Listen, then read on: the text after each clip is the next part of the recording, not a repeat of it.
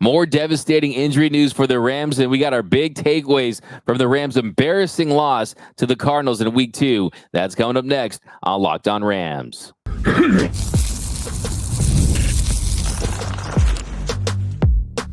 You are Locked On Rams, your daily Los Angeles Rams podcast. Part of the Locked On Podcast Network, your team every day.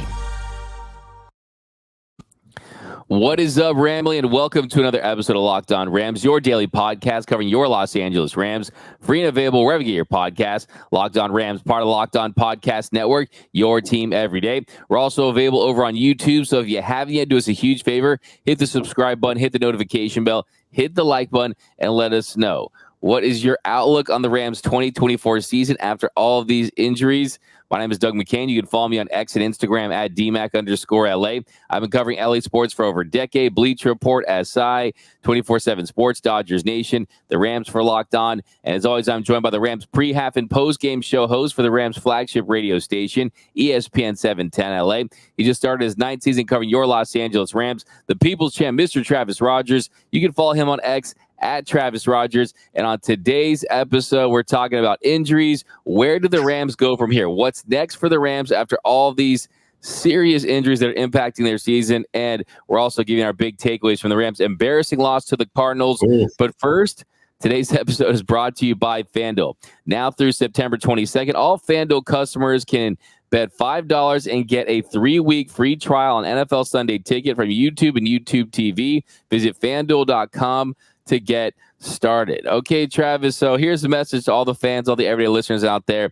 If you have a Rams jersey, be at practice by 8 o'clock tomorrow, because you're going to need some fresh bodies, anyone that can fill these situations, because we got to start with the injuries. And we learned yesterday that another significant injury, even more than that, but we're going to start with Cooper Kupp. So Cooper Kupp, he suffered an ankle injury, and Sean McVay told us yesterday that he could be out, and he will be out for an extended period of time. So you already have Puka Nacua on the IR, and now Cooper Kupp, who injured that ankle in the first half after a 24-yard catch. The defender kind of landed awkwardly on his left ankle, and that caused a sprain. So we'll start with Cooper Kupp, who was fantastic in his first game against the Lions. It looked like Kupp was back. He had 21 targets. He had 110 yards, a couple rushes, the go-ahead touchdown late, and then after just one other game, he's going to be shelved. And now the Rams receiving core, their top 2 guys are done for the first couple of weeks at the least. This was literally, short of Matthew Stafford getting knocked out of the season, the worst case scenario. This was the thing that you really couldn't afford to have happen, where you lose not just one of those 2 guys, but you lose both of those guys, and you lose both of those guys at the same time for an extended period of time. And that's exactly what happened. We know that Puka's on the IR, so he's gone for at least the next 3 games. And I can't say that clearly enough. At least the next 3 games. It may go beyond that. Cooper Kupp not on the IR yet. I wouldn't be surprised at all if that's where he ultimately ends up, which means that he will miss at least 4 games, which means you're into the middle of the season before either of your top 2 wide receivers are back. And unfortunately, I do think that is an insurmountable problem. I really do.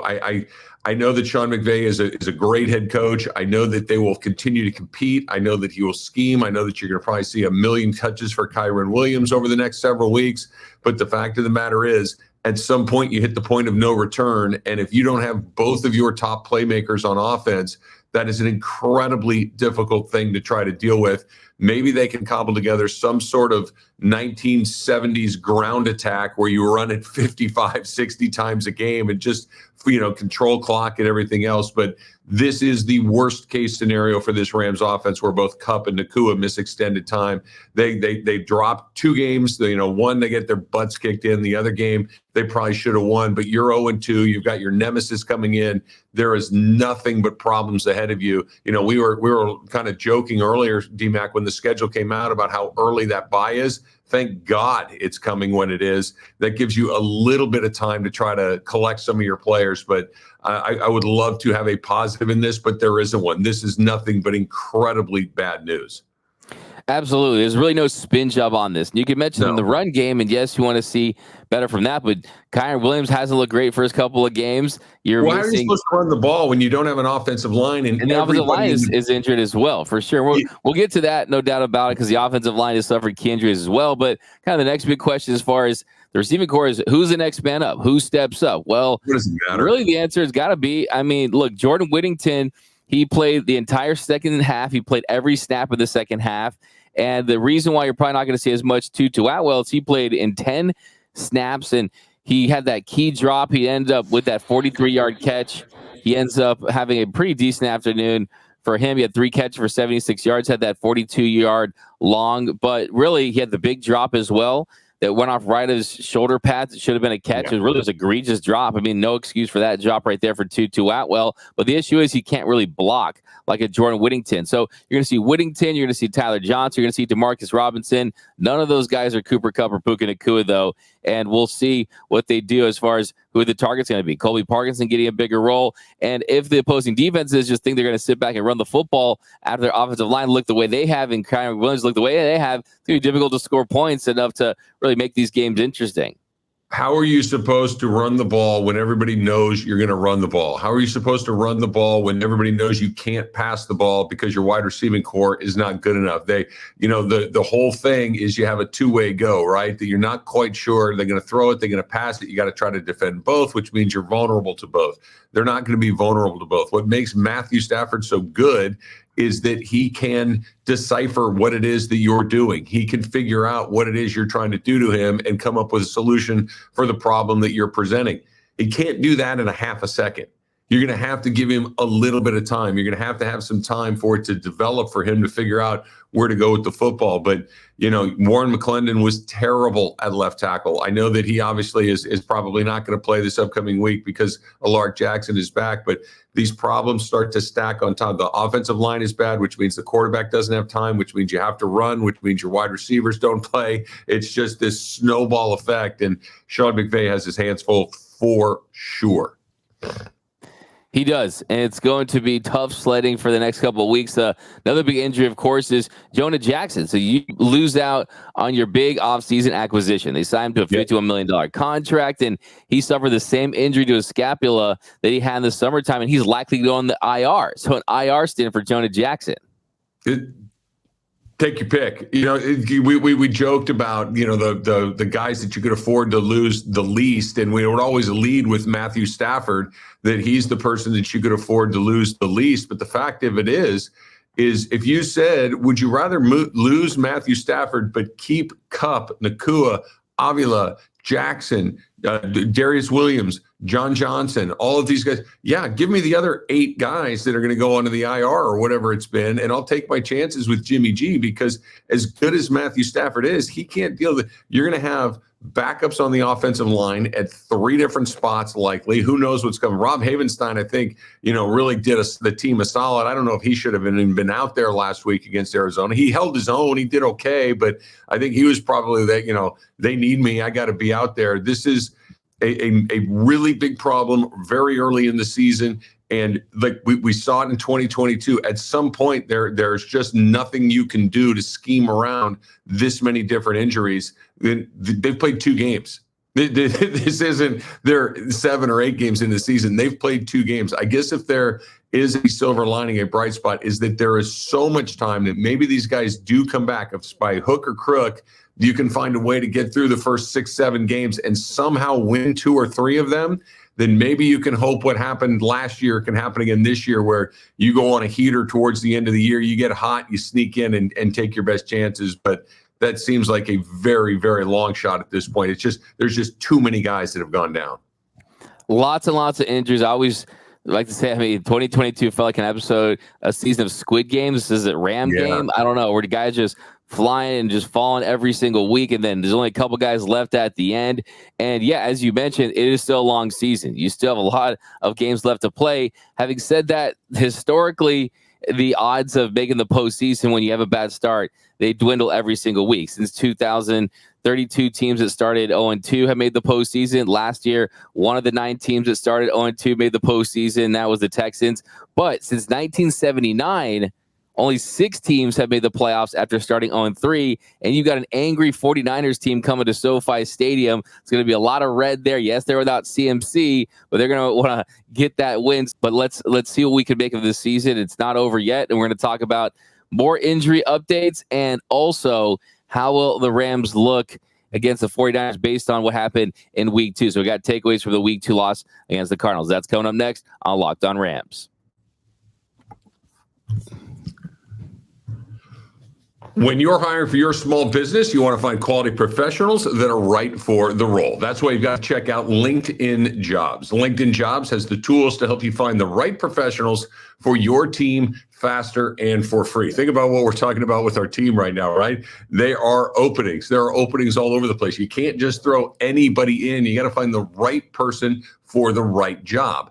That's where LinkedIn Jobs comes in, because LinkedIn isn't just a job board. LinkedIn helps you hire professionals you can't find anywhere else, even those who might not actively be searching for a new job, but might be open for the perfect role. In a given month, over 70% of LinkedIn users don't visit other leading job sites. So if you're not looking on LinkedIn, you're looking in the wrong place. 86% of small businesses get a qualified candidate within 24 hours on LinkedIn. So hire professionals like a professional on LinkedIn. Post your job for free at linkedin.com/lockedonnfl. That's linkedin.com/lockedonnfl to post your job for free. Terms and conditions apply. And when you're done hiring and you've got all your people in the right places, maybe you're going to want to take in a game. You need your tickets, right? This is where the Gametime app comes in, because Gametime is the best place to buy tickets for all of your sports, concerts, comedy, theater, anything in your area. And they've got a new feature called Gametime Picks that makes getting tickets for your favorite live events even easier. Gametime Picks filters out the fluff to show you only the incredible deals on great seats, so you don't have to waste your time searching through thousands of tickets, right? It is a great feature. Plus, my favorite feature at Gametime is the all-in pricing. Toggle that feature on, shows you the total upfront, no surprise fees at checkout. I hate that. You get to the end, you think you got a deal. It's not a deal. Not with Gametime. Check it out. Plus, of course, they got the lowest price guarantee. So take the guesswork out of buying tickets with Gametime. Download the app today, the Gametime app today. Create an account. Use the code LOCKEDONNFL for $20 off your first purchase. Terms apply. Again, create that Gametime account. Redeem the code LOCKEDONNFL, LOCKEDON NFL for $20 off. Download Gametime today. What time is it? Gametime. And welcome back to Locked On Rams. Thank you for making Locked On Rams your first listen every single weekday. Free and available wherever you get your podcasts. Locked On Rams, part of Locked On Podcast Network, your team every day. Also, a special shout out to those everyday listeners out there watching and listening to every single episode. Win or lose, you love your Los Angeles Rams, but you can join that Everyday Listeners Club too. That way you won't miss a thing. Don't love them before they all do, right? I mean, you're going to have some ups and downs, some bumpy roads during your seasons, and hey, you still love your Los Angeles Rams despite 0-2 start. But here, Travis, in our second segment, we might as well just throw in this injury news plus the takeaway, and of course, the other one is John Johnson. So John Johnson, he is going to be out for a considerable amount of time too, and that's definitely an issue that's going to hurt them. I mean, we'll see when he comes back. And the injury for John Johnson is going to be 4 to 6 weeks. So 4 to 6 weeks for John Johnson as well. Got a hairline fracture. So, yeah, that's definitely something they're going to have to overcome as well. But really, might as well talk about this defense without Aaron Donald. That was my first big takeaway, is the defense without Aaron Donald, they're just not good. This is not a good defense after promising week 1 against the Lions. I mean, I think Jared Verse, he definitely had some bright moments there, but they just could not tackle Kyler Murray when they had opportunities to. Verse missed him a couple times off the right side, and you look at Braden Fisk missed him a couple times off the right side as well. But this defense, they just lack. So you want the good news or the bad news? I'll let you pick. I got a little bit of both. Let's go with that good news. A bright, shining day there in Santa Barbara. Yeah, the good news is it's only 2 games. The good news is they did look pretty good in week 1 against Detroit. The good news is they did a really good job against a good offensive team. Jared Goff is a good quarterback. Amon-Ra St. Brown is one of the best in the business at wide receiver. Sam Laporta is one of the best tight ends in football. They did a good job against those guys. They held a very good offensive team in check. That's your good news. There is hope. This is not like they have gotten torched 2 weeks in a row and it's hopeless. The good news is that a good performance is in there. I think it depends on what type of quarterback we're talking about. Jared Goff, you kind of know where he's going to be. You know where to go find him. You know how to create pressure on a player like that. I think that's more similar to what we might see with Brock Purdy this weekend with San Francisco. The bad news is everything you said is right. They got murdered. They had no answer for Kyler Murray. What Kyler Murray does so well is he's so quick, he's so elusive that you can't get him on the ground. The difference is Aaron Donald was just as fast as he was. That Aaron Donald can run him down. Aaron Donald did not let him get away. Aaron Donald was the guy that would force him out to the sides where other guys, this was pressure from the outside that he was able to slip all the way along, and the defense looked terrible. They tackled poorly. They didn't maintain their gaps. Their secondary was bad. The linebacking was bad. The pressure up front was bad. On all three levels of that defense, it looked bad against Arizona. The good news is it's only 2 weeks. Give Chris Shula some time to re-scheme with some new guys, but this is a very good news, bad news situation, and there's very little you can take from that Arizona game to feel good about. Maybe that Verse got a little bit of pressure here and there, but defensively that was, and offensively for that matter, the Arizona game was a complete catastrophe. Yeah, might as well start to focus on that run defense first, because you mentioned Aaron Donald's out, right? Aaron Donald, you can't replace that. Kyler Murray said before the games that he was happy, and he said thank you that there's no Aaron Donald. That's how offenses are going to feel all year long, is you don't have to scheme for that guy. And Aaron Donald was never the very best run stopper, but he was the best pass rusher, and combined everything he did, he was the best player out there. But who also wasn't out there was Ernest Jones. And Ernest Jones was the highest graded defender on Sunday for the Tennessee Titans. He had a 79.8 PFF score, had 9 tackles, 6 solo tackles, 2 tackles for loss, and 5 run stops. And he played every single defensive snap. So that decision looks terrible now, because you had to trade a guy who you could have let walk because he said he was willing to play with no contract, and he would have definitely been a part of this thing. But then also you look at the fact that the guys they had in there and what they were able to do with James Conner. James Conner, 122 rushing yards on 21 carries, had a touchdown. And then just Kyler Murray was gashing. He had all the time in the world, broken plays, out of structure. And then the defensive backs, the DBs, maybe you think, okay, with Darius Williams, of course, he's dealing with the hamstring injury. With Trey White, a former All-Pro, maybe the DBs were going to be a strength. They're the weakness. Trey White looks slow, and Cam Curl looks lost. Those touchdowns by Marvin Harrison, those were embarrassing. That's a rookie who Cam Curl was slow. He had no chance, and then Trey White got burned, and you have a rookie just having his coming out party in his second game against you. The DBs look lost. There wasn't anything in that defense that you could hang your hat on. I agree with everything you said, and it's going to get more tricky from here, because you're the some of the little bit of experience you have on that defense with John Johnson is now going to be missing for a long time. I'm going to put all of this in one big bucket, D-Mac, and ask you this question.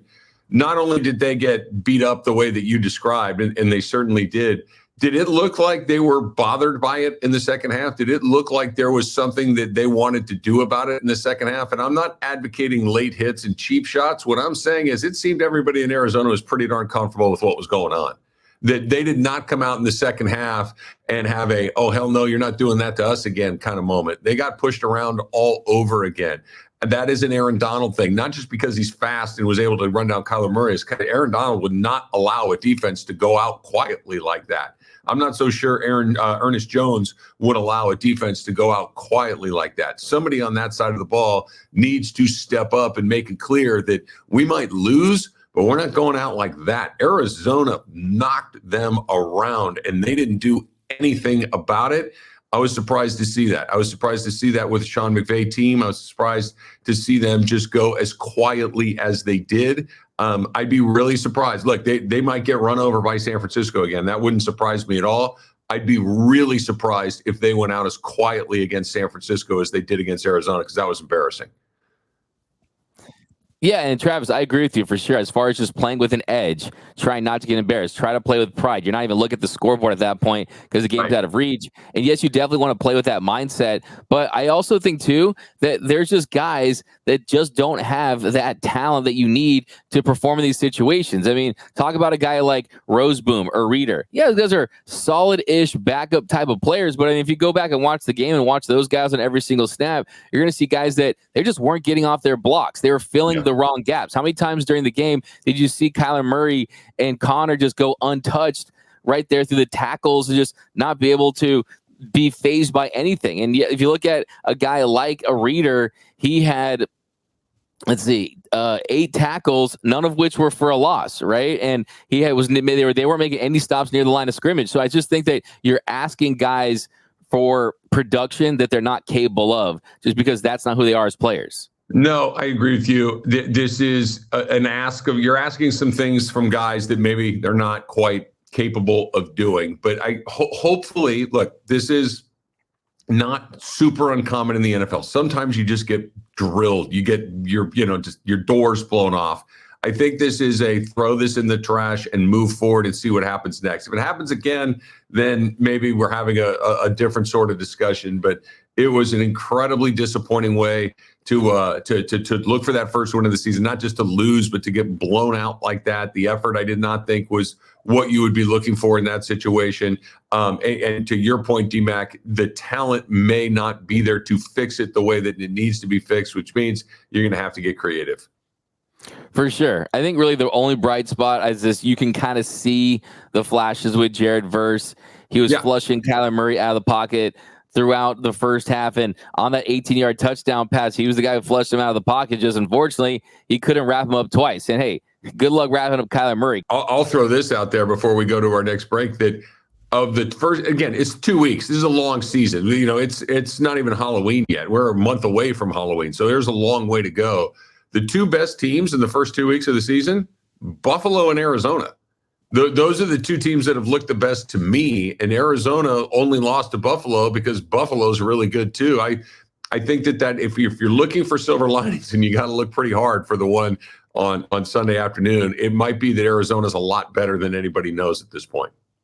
Yeah, for sure. And go back to Verse. I mean, he did 4th on team with 7 tackles, 3 TFLs, had that forced fumble, but we got to talk about the offense too. Matthew Stafford, Kyron Williams.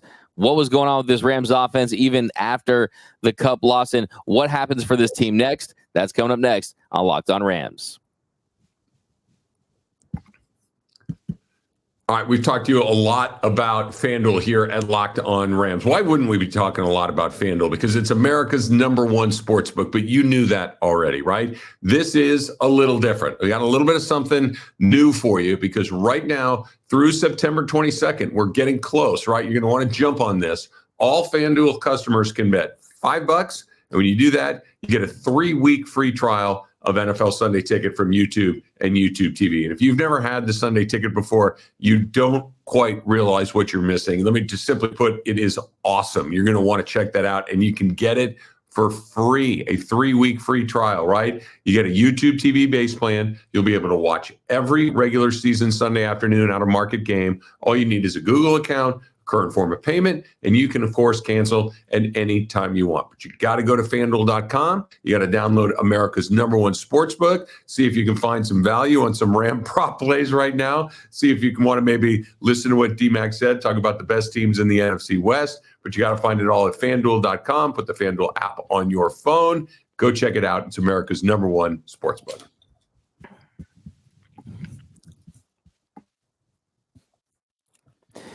And we are off and running here on Locked On Rams. Thank you for making Locked On Rams your first listen every single weekday. Free and available wherever you get your podcasts. Locked On Rams, part of the Locked On Podcast Network, your team every day. All right, Travis, here in our third segment, going to talk a little bit more about the offense and where the Rams go from here. So really have to talk about just the lack of production from the running game. So that was really one of the big storylines heading into this year, with Dotson re-signed, with Steve Avila moving to center, with Jonah Jackson at guard, and Alec Jackson hopefully in week 3 coming back, and Rob Havenstein, that, okay, the run game with the gap scheme and all the benefits that had last season, that was going to be one of the calling cards for this team. But through 2 games, Kyren Williams has just 75 yards rushing. And yes, it's not all his fault that the offensive line was that bad. He carried the ball 12 times. His longest rush was 9 yards. He caught 4 passes for 27 yards, had 25 yards total in the loss. But 2 games in, Kyren Williams hasn't been the same as last season. It's not just his fault, but the run game as a whole just hasn't been there like it was in 2023.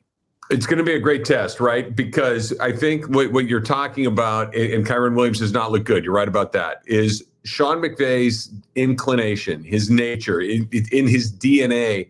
He wants to throw the ball. He wants to put the ball in his quarterback's hands, let his quarterback make some decisions and take yardage and points through the air. That's who he is as a football coach. He doesn't have that option anymore. It really has kind of been taken off of the table. And the question is, can Sean McVay's nature of wanting to pass it be, put aside enough to really commit to Kyren Williams? And I think you're going to have to use Blake Corum as well. We saw him briefly get his first touches towards the end of the Arizona game. Looked okay. You're going to have to do it because you don't have the other punch to throw. You want to throw it to Tutu Atwell? I don't. DeMarcus Robinson is your number one guy. Okay, we'll take our chances. Tyler Johnson. But, yeah, you're going to have to lean on that running game. I know that's not what he wants to do, but you're going to have to keep the ball out of the hands of the other team's offense. Your defense is banged up. You're going to have to control clock, and you can't do that trying to throw it to, Jordan Whittington and your tight ends or whatever it may be, Colby Parkinson. This is going to have to be something you control on the ground, and so far they haven't been able to do it. They haven't been able to run the football with any regularity. Typically, for a Sean McVay-led offense, it's okay, we've got a passing game that can take advantage of soft coverages and exploit zone defenses and make big plays occasionally, and then you rely on power runs inside to kind of move those chains and give you first downs. You just haven't seen any rhythm for this offense, especially early in games. Matthew Stafford's numbers, you'll take 4 touchdowns and 1 interception. He went 25 of 33 for 229 yards, but the box score line doesn't really tell the full story for Matthew Stafford just because, look, he doesn't know who's going to be in there on a given play. And we know he's someone too that once he finds his guy, he likes to keeping his big boys fed, right? And with Cooper Kupp going down, it's like, okay, is my guy DeMarcus Robinson now? Is my guy Tyler Johnson? Is my guy going to be Jordan Whittington? And I'm sure he has a ton of confidence that those guys are going to step up. And yes, you always appreciate the next man up mentality, but this is someone that definitely didn't think that these were the weapons that he was going to be counting on this season. I do appreciate the next man up mentality. I think that you have to appreciate it in the NFL. I think it's the only way to conduct business in a league where players get hurt as frequently as they do in the NFL. There is a point of no return. It is a nice philosophy and a necessary philosophy because if it's, hey, look, Cooper Kupp's not here, I got to lean on Puka Nacua. Okay, well, what if they're both gone? What if they're both gone and the quarterback doesn't have any time? What if they're both gone and the quarterback doesn't have any time and the running backs can't get going because the offensive line? There is a point of no return. They're very close to it right now. They're going to have to scheme something up. They're going to have to get, and I wouldn't be surprised if it looks a little bit like what we've seen from San Francisco before, getting the ball out very quickly, very short, catch, run, go from there.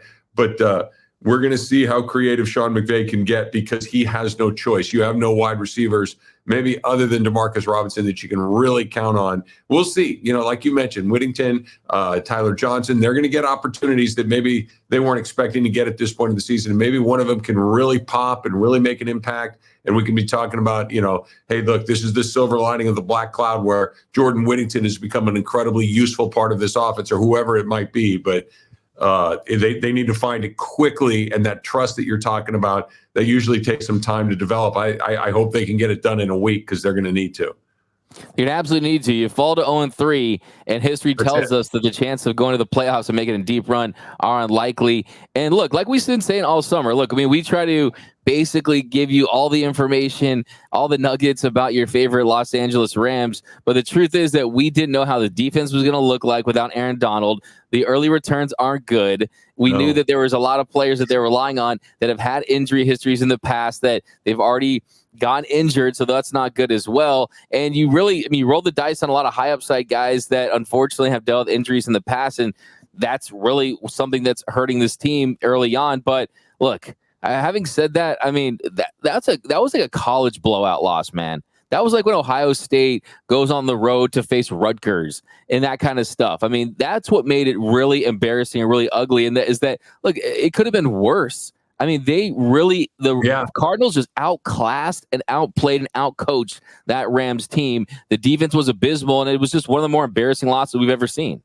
We've seen Sean McVay have a team where they didn't play very well. We've seen them have bad days. We've seen them not look like the team that we've come to expect with him in his 7+ years as the head coach of this team. It's the first time they've gotten their butts kicked from beginning to end, and it felt like they were completely outclassed, like you're talking about. It felt like they were unprepared. It felt like there was nothing.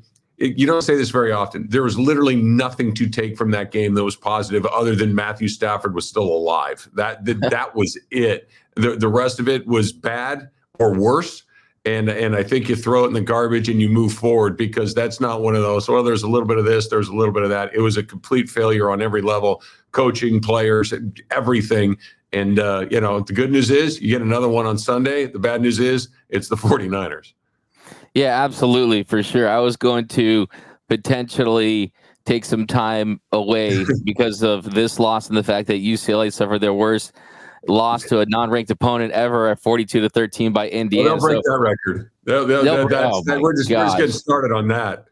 I was trying to do a line. I was saying modern day -7.5 versus UCLA at the Rose Bowl. I think I got my money on modern day.